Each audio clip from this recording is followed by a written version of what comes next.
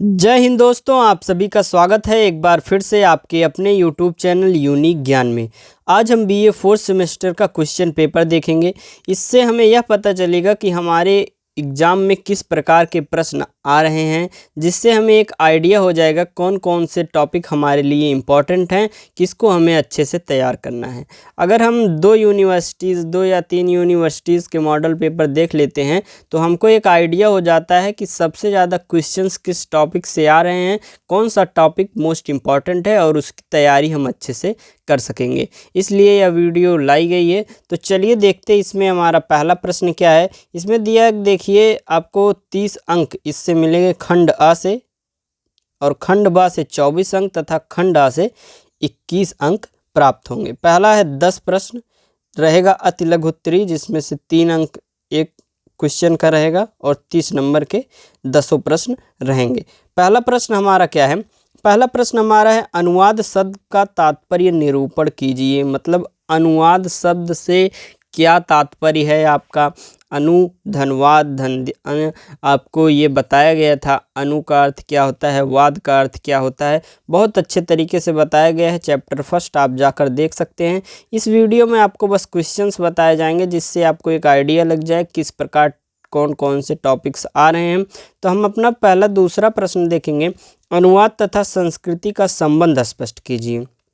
अनुवाद का संस्कृति से क्या संबंध है, इसको स्पष्ट करना है। लिप्यंतरण का आशय क्या है? लिपि धन अंतरण, लिपि का परिवर्तन ही लिप्यंतरण कहा जाता है।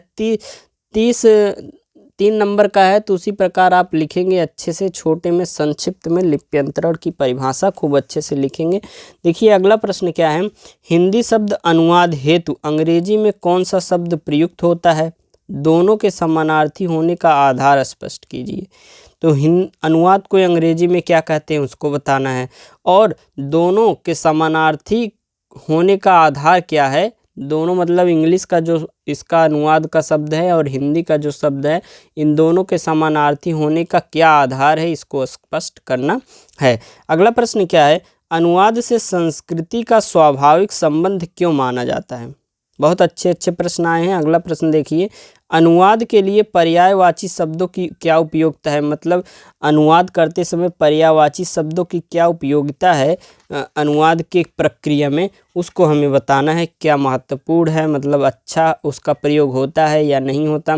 अगला प्रश्न हमारा है कार्यालयी अनुवाद का अभिप्राय समझाइए। मतलब कार्यालयी अनुवाद क्या है, उसका अभिप्राय आप बताइए। अगला प्रश्न क्या है 8वां।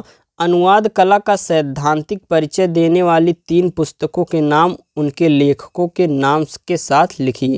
मतलब अनुवाद कला का जो सैद्धांतिक परिचय है, उसको 3 पुस्तक उसके बारे में जो हो उसको लिखिए, और उसे किसने लिखा है इसको भी बताइए। अगला प्रश्न क्या है।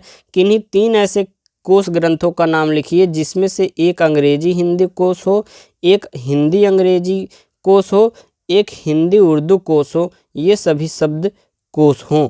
किन्हीं 3 ऐसे कोश ग्रंथ का हमें नाम बताना है। और हमारा 10वां प्रश्न क्या है। मशीनी अनुवाद किसे कहते हैं? मशीनी अनुवाद हर एक चैप्टर आपको कराया गया है, इसीलिए हम आंसर आपको नहीं बता रहे हैं, क्योंकि आप पढ़ चुके होंगे। अब तो आपका रिवीजन टाइम है, बस आप देख लीजिए कौन कौन से टॉपिक मोस्ट इम्पॉर्टेंट हैं। अगर आपने नहीं देखा है तो अभी टाइम है, देखिए पूरा सिलेबस आपको इस चैनल पर कराया गया है, जितने चैप्टर्स हैं। तो आप जाकर वीडियो को देखिए, वहाँ पर आपको एक प्लेलिस्ट मिल जाएगी चैनल पर, BA fourth semester Hindi classes, वहाँ से आप सभी चैप्टर्स पढ़ सकते हैं। अगला प्रश्न क्या है। अगला प्रश्न है हमारा अनुवादक के गुण और दायित्व पर एक संतुलित आलेख प्रस्तुत कीजिए। मतलब अनुवादक का गुण क्या होता है, उसके दायित्व क्या क्या होते हैं, उनके बारे में हमें एक आलेख प्रस्तुत करना है। अगला प्रश्न क्या है। अंग्रेजी हिंदी अनुवाद की प्रमुख समस्याएं कौन सी हैं, इसका समाधान कैसे किया जाएगा। अगला प्रश्न इसके बाद है। अनुवाद के साधनों की जानकारी देते हुए बताइए कि इसमें कोश ग्रंथों की क्या उपयोगिता है। मतलब कोश ग्रंथ जो हैं उसकी क्या उपयोगिता है हमें बताना है। साथ ही साथ यह भी बताना है कि अनुवाद के साधन क्या होते हैं, उसके बारे में हमें जानकारी देनी है। अगला प्रश्न क्या है। परिभाषिक शब्दावली का तात्पर्य महत्व समझाते हुए कम से कम 3 उदाहरण दीजिए। परिभाषिक शब्दावली क्या होते हैं, परिभाषिक शब्दावली हमने बताया हुआ है आपको, एक बार फिर से यहाँ बता देते हैं कि जो शब्द होते हैं वह परिभाषिक होते हैं, अर्थात एक क्षेत्र में उसका एक ही अर्थ होता है। अगला प्रश्न क्या है, बैंकिंग क्षेत्र में अनुवाद कार्य का विस्तृत परिचय दीजिए। बैंकिंग क्षेत्र में अनुवाद कैसे प्रयोग में आता है। अगला प्रश्न क्या है, लिप्यंतरण का आशय स्पष्ट कीजिए, इसके विकास तथा उपयोग का परिचय दीजिए। अनुवाद का पुनरीक्षण क्यों और कैसे किया जाता है, इसको भी बताना है। फिर अगला प्रश्न हमारा है, इसमें 4 प्रश्न दिए जा रहे हैं और इसमें से 2 प्रश्न केवल करने हैं। दोनों कितने होंगे, 10.5 अंक के, अर्थात दोनों कितने के हो जाएंगे, 21 अंक के। इसमें हमारा पहला प्रश्न क्या है, क्या अनुवाद केवल भाषिक रूपांतरण है अथवा इसके कुछ अन्य पक्ष भी हैं, विश्लेषण कीजिए। भाषिक रूपांतरण ही अनुवाद होता है कि कुछ और पक्ष होते हैं, लिप्यंतरण क्या इसी में आता है, ये सब आपको बताना है कि इसमें मशीनी अनुवाद, लिप्यंतरण, लिपिक परिवर्तन ये सब आते हैं कि नहीं आते हैं, इसी के बारे में आपको बताना है। अनुवाद के क्षेत्र में रोजगार की संभावना पर विस्तृत विमर्श कीजिए। अनुवाद के क्षेत्र में क्या रोजगार की संभावना है, क्या रोजगार प्राप्त होते हैं, आपको इसको विस्तृत रूप से बताना है। किस किस क्षेत्र में रोजगार होता है यह भी बता दीजिए। बता देखिए, अनुवाद के क्षेत्र में रोजगार की संभावना है या नहीं आपको बताना है। जैसे अनुवाद के क्षेत्र में रोजगार कहाँ कहाँ पर है, एक तो केंद्रीय सत्ता में, जैसे कि केंद्र में अलग अलग भाषाएं होती हैं, एक देश में कोई एक भाषा तो होती नहीं है, इसलिए देखिए अलग अलग राज्य हैं तो अलग अलग भाषाओं की जानकारी जो केंद्र की सत्ता को संभाल रहा है वहाँ पर पहुँचनी चाहिए। तो वहाँ पर अनुवादक का कार्य होता है जो कि उच्चाधिकारियों को ट्रांसलेट करके बताता है। हिंदी मूवीज़ में देखिए, बॉलीवुड मूवीज़ को हिंदी में डब करते हैं, वहाँ भी अनुवादक का कार्य हो जाता है।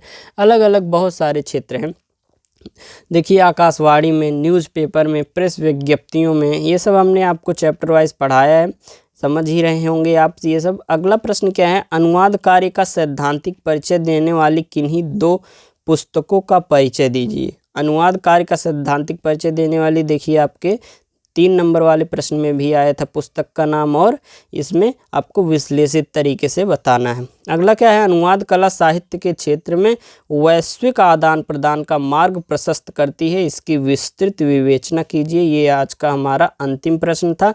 ये था हमारा BA 4th सेमेस्टर का पेपर। इस प्रकार से क्वेश्चंस आ रहे हैं, अच्छे से आप तैयारी कीजिए जिससे आपका पेपर बहुत अच्छे से जाए। आपको क्या करना है, बस समझ लेना है, उसके बाद आप बना कर भी वहाँ पर लिख सकते हैं। हेडिंग्स याद कर लेंगे क्योंकि जो चेक करते हैं वो हेडिंग पर बहुत ध्यान देते हैं। उन्हें अगर हेडिंग सही दिख गई तो वह नंबर बहुत अच्छे से दे देते हैं आपको, इसलिए हेडिंग ज़रूर तैयार करके जाइए। विशेषता जैसे पूछ ले तो उसकी विशेषताओं के हेडिंग 5-6 ऐसे अच्छे से आकर्षक तरीके से लिख दीजिए हाईलाइट करके, जिससे चेक करने वाले को सीधे सीधे दिख जाए और आपको अच्छे अंक प्राप्त हो जाएं। इसी प्रकार तैयारी करते रहिए, अपने दोस्तों के पास शेयर करिए जिससे उनको भी वीडियो से फ़ायदा हो। धन्यवाद, मिलते हैं अगले वीडियो में।